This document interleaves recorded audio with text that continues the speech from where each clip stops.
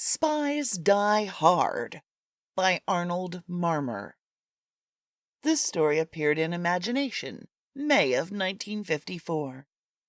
Extensive research by Project Gutenberg at Gutenberg.org did not uncover any evidence that the U.S. copyright on this publication was renewed. "This man is a spy for Earth," a voice droned as the Telecaster vibrated and a photo of Harry Horn flashed on the screen. 10,000 credits for this man, dead or alive. Contact Lazar of the Security Police. Harry Horn, 34, 5 feet 11 inches, 172 pounds. Lynn Brickle snapped off the humming machine. She frowned. Horn had been high in the Martian Security Police, one of Lazar's top men. Now Horn turned out to be a spy for Earth. Why hadn't she been told? Was Green losing his trust in her? Hadn't she helped McClane and Sanderson escape from Mars? Okay, I just have to say, Spies Die Hard and there's a character named McClane. That's bizarre, isn't it? Her short tunic shimmered as she began to pace the floor. She stopped short as a hum splashed through the room. She went quickly to the door and pressed a red button on the wall. But the vibration of the elevator did not reach her ears. Puzzled, she opened the door, stepped into the marble hall. She shrugged, started to return to her apartment when the sound of footsteps on the stairs halted her. She waited. He came into view. Harry Horn. There was no mistaking his face. It had flashed on and off the Telecaster throughout the day. "Brickle?" he said, coming up to her. His white coveralls were spotted with grime. There was a dark bruise on his right cheek. And he was barefoot and covered in glass. No, sorry.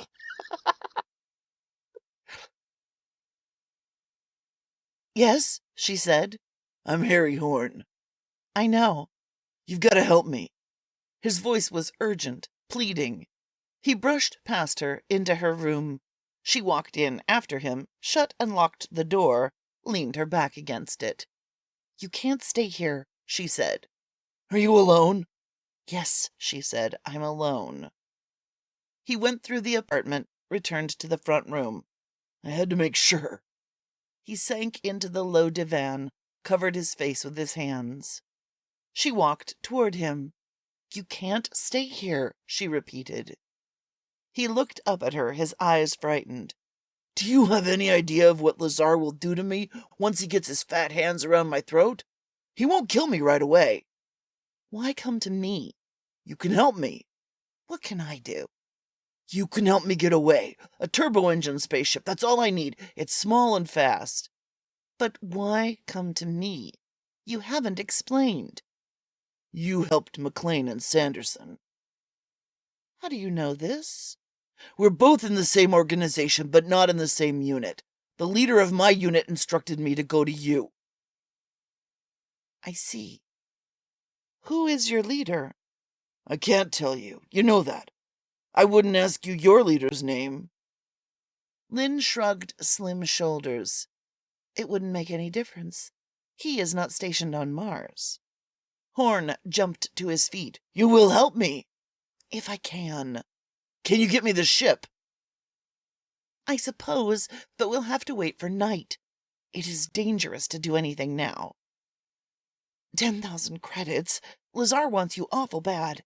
He offered 5 for both McClane and Sanderson." "I was very close to Lazar and the Security Police. I know too much." "We all make mistakes." "I envy your logic, but I can't see it that way. I was considered too good an agent to make a mistake." "It's too late to cry over it now. When it is dark, I'll contact a friend and have the spaceship ready." Horn grinned. "You're still not sure of me?" "It isn't that, but you don't belong to my unit. We can't name names to outsiders." "You're right, of course. You've been well trained." "Are you hungry?" "Yes." She set food in front of him and watched him eat. "What is Lazar like?" she asked. "I have heard of him."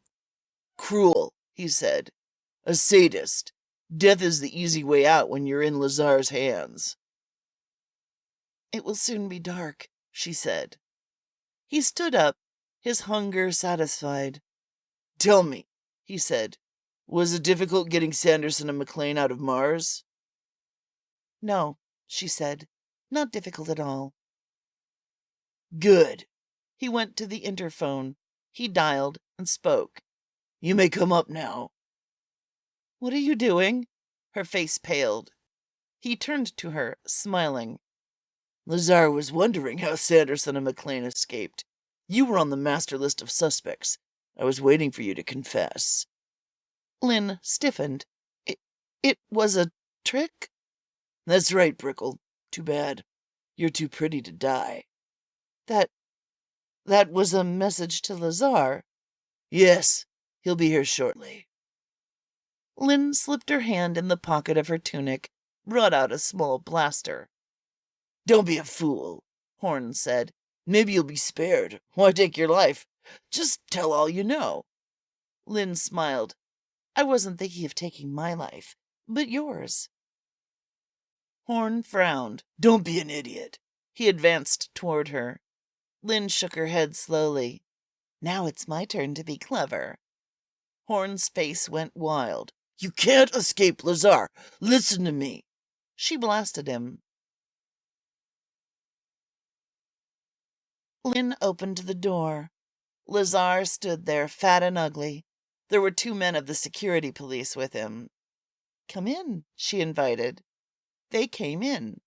She shut the door.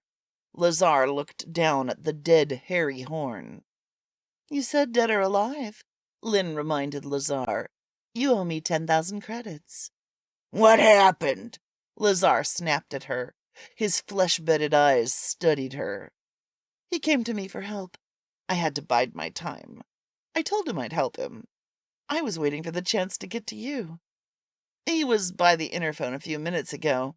It was the chance I needed. I pulled my blaster, covered him. He made a dash for freedom, so I had to kill him. This is crazy, one of the men said. Horn must have had her confession, but now what do we do for evidence? Shut up, Lazar snapped. Your word is good, isn't it, Lazar? Lynn said. What do you mean? The 10,000 credits. As a loyal citizen, I've earned them. You'll get your credits, Lazar snarled, frustration in his eyes. I know I will, Lynn said, smiling. I like that. Maybe I'll turn that into something. Oops. The end. All Atomic Julie stories are produced by Julie Hoverson and are copyright to Julie Hoverson and Reality Productions, whether or not there is a mention of that fact. These stories may not be reproduced or sold in any manner without previous permission from the copyright owner. Just because the underlying stories are out of copyright doesn't mean that Julie's performance is.